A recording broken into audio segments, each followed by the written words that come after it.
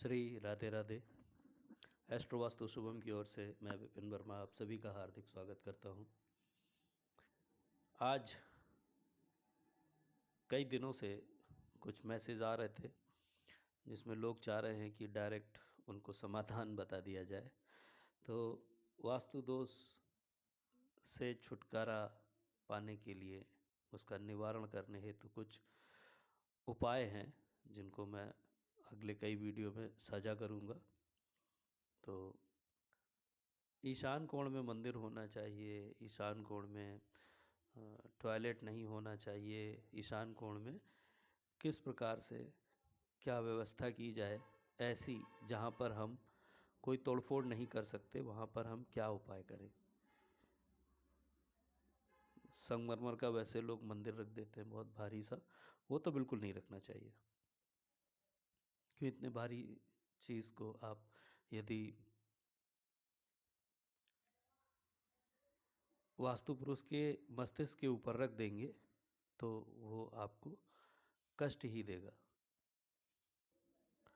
अब ऐसे में जब तोड़ फोड़ नहीं कर सकते, फ्लैट में है, कोई भी कंस्ट्रक्शन हम छू नहीं सकते और किसी भी तरीके से वास्तु तो अपनाना है और रेमेडी भी करनी है, तो रेमेडी में ऐसा क्या रखना चाहिए, ऐसा क्या करना चाहिए कि ईशान कोण में यदि मंदिर नहीं रखें, तोड़ फोड़ नहीं करें, टॉयलेट नहीं हो तो फिर उसकी बात कर रहे हैं। आपके पास ईशान कोण में साफ जगह है, खुली जगह है, या घर का कोना भी है, घर का कमरा भी है, कोई लॉबी है, ओपन एरिया है, कुछ भी है, ईशान कोण से पॉजिटिव अगर आप कुछ भी सकारात्मक ऊर्जा लेना चाहते हैं तो किस प्रकार से ले सकते हैं, ये रेमेडी है। ईशान पात्र के नाम से चाइनीज वास्तु में एक वस्तु आती है, ईशान पात्र उसे बोलते हैं।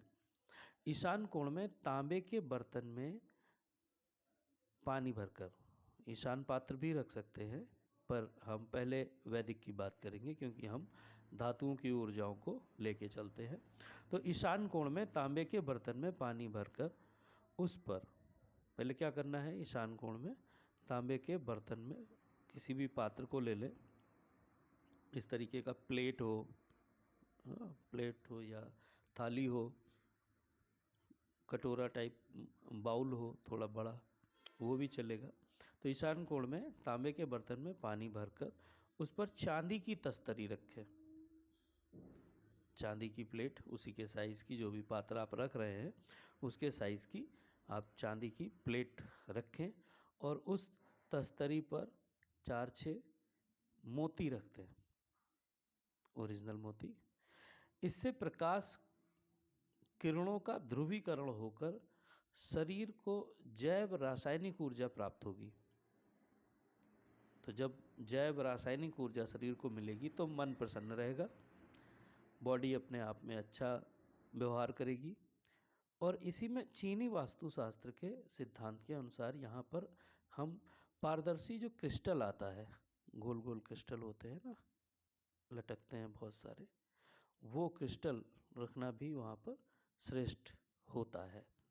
इस दृष्टि से बाजार में मिलने वाला ईशान पात्र बहुत ही उपयोगी होता है। देखिए ईशान पात्र की बात आ गई, तो ईशान पात्र जो है उसको हम,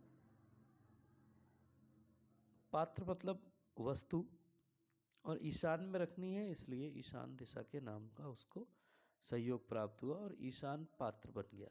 ये कैसा होता है, ये कांच का होता है, कांच का, और इसमें क्रिस्टल के मोती जैसे पड़े रहते हैं, कांच के ही वो भी होते हैं, तो उनसे रोशनी परावर्तित होती है। बात वही है, सिद्धांत अलग है।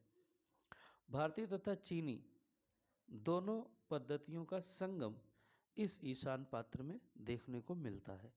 ये भी आपको पॉजिटिव सकारात्मक ऊर्जा देता है, वो जैव रासायनिक ऊर्जा देता है, ये पॉजिटिव ऊर्जा देता है, शरीर से विकारों को दूर करने का काम करता है। जो मन प्रसन्न रहेगा, तन प्रसन्न रहेगा, सब कुछ अच्छा फील होगा, तो सारी चीज़ें अपने आप ही व्यवस्थित होने लगेंगी। क्योंकि जैसा खाए अन्न वैसा बने मन, ऐसे ही जैसी ऊर्जा शरीर अवशोषित करेगा, खाएगा, वैसा ही मन बनेगा।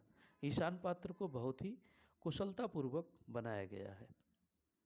ताम्र पत्र में ओम नमः शिवाय मंत्र चांदी के पत्थर पर उत्कीर्ण करें, लिख दें। ताम्रपत्र में ओम नमः शिवाय मंत्र लिखकर या चांदी के पत्थर पर ओम नमः शिवाय लिखकर इसको भी उस जगह पर रखा जा सकता है।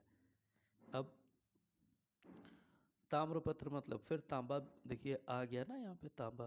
पहले हम क्या कर रहे थे, तांबे के कटोरे के ऊपर चांदी की प्लेट रख के दो धातुओं को हमने मिक्स किया। ऐसे ही इसमें तांबे के पत्र और चांदी के पत्र पर ओम नमः शिवाय लिखकर उस पर लिखें और उस पर पारदर्शक शिव स्फटिक वो रख दें। इस यंत्र की स्थापना करने से 60% वास्तु दोषों का निवारण हो जाता है क्या? बहुत पहले जब विदेशी आक्रांता आए तो यहाँ से आपका संस्कृति के साथ में आपका जो धरोहर के रूप में किताबें थी, ग्रंथ थे, वो भी ले गए। क्यों, जब इनके पास रहेगा नहीं तो फिर ये बिल्कुल ही ख़त्म हो जाएंगे। पर हमारे यहाँ के बहुत सारे ऐसे ज्ञानी लोग थे जिन्होंने सब याद कर रखा था, दोबारा से लिख दिया, दोबारा से लिखा। और इधर क्या हुआ, वो लोग जब वहाँ पहुँचे तो उन्होंने वहाँ पे जाके उसको डिकोड करने की कोशिश की, जो वहाँ के बुद्धिजीवी थे। तो डिकोड किया तो चीज़ें मिलती जुलती सी ही हैं, पर वहाँ का रहना, खाना पीना, सोचना, समझना, वस्तुओं का प्रयोग अलग अलग तरीके से हुआ। जैसे उदाहरण के स्वरूप स्वर्ण भूमि एयरपोर्ट है थाईलैंड में, बैंकॉक में। वहाँ पर समुद्र मंथन की एक बहुत बड़ी प्रतिमा रखी है, मैंने खुद अपनी आंखों से देखी है। वो बहुत ही खूबसूरत है और वहाँ के जो मुकुट हैं, वहाँ की जो वेशभूषा है, वो बिल्कुल ही यहाँ के देवताओं से अलग है। पर चूँकि वहाँ पर शेषनाग है, एक पत्थर पे लिपटा है, उस पे विष्णु जी बैठे हैं और एक तरफ देवता लोग जैसे सुंदर सुंदर चित्र बने हैं, मूर्तियाँ बनी हैं, और एक तरफ मूँछों वाली, बड़ी बड़े सींगों वाली और मुकुट लगा के इधर की भाव भंगिमा लिए एक मूर्तियाँ बहुत सारी बनी हैं और वो समुद्र शेषनाग को खींच रही हैं। तो ऐसे में समझ में आता है कि समुद्र मंथन का चित्र है। फिर वहाँ पर डिटेल लिखी हुई है, उसको आप हिंदी इंग्लिश में पढ़ सकते हैं। तो जब आप इंग्लिश और थाई में पढ़ सकते हैं, तो जब आप उसे पढ़ते हैं तो आपको समझ में आ जाता है कि ये समुद्र मंथन विष्णु और देव और असुरों के बीच की बातचीत चल रही है। तो अब यहाँ से जब भी ये संस्कृति, जब भी यहाँ की चीज़ें वहाँ गईं, वो किस समय में गईं, ये भी सब कुछ इतिहास में है। और वहाँ जाकर फलित हुई चीज़ें, फली फूली, आगे बढ़ी, तो फिर ये सब चीज़ें नए तरीके से आ गईं। अब चांदी और तांबे का यहाँ भी कॉम्बिनेशन देखने को मिल रहा है और तांबे के कटोरे के ऊपर चांदी की प्लेट और उसके ऊपर वो तस्तरी रख के और मोती रख के, वहाँ पर क्रिस्टल रख के काम एक ही तरीके का कर रहे हैं, पर स्वरूप थोड़ा सा बदल गया है। तो ये आप उपाय कर सकते हैं। ईशान के सभी गुण प्राप्त होने से यह पात्र दैवीय तथा भौतिक गुणों का संगम बन जाता है। एक बार समझ लीजिए, आप एक कटोरा तांबे का लेना है, उसके ऊपर चांदी की एक प्लेट रखनी है, उसके ऊपर ओरिजिनल जो मोती आते हैं उनको रख देंगे। ऐसे ही यदि आप मार्केट जाएंगे तो आपको ईशान पात्र मिलेगा, उसमें ताम्रपत्र पर ओम नमः शिवाय और चांदी के पत्थर पर ओम नमः शिवाय लिख के उसको ईशान कोण में रख देना है। आपके घर का वास्तु अपने आप स्वतः सकारात्मक प्रभाव देने वाला हो जाएगा। ठीक है, बाकी आप किसी और प्रकार की जो समस्या है उसके लिए एस्ट्रो वास्तु शुभम पर संपर्क कर सकते हैं। ठीक है, चलिए मिलते हैं astro vastu Shubham YouTube channel पर, फेसबुक पेज पर अगले वीडियो में। ऐसे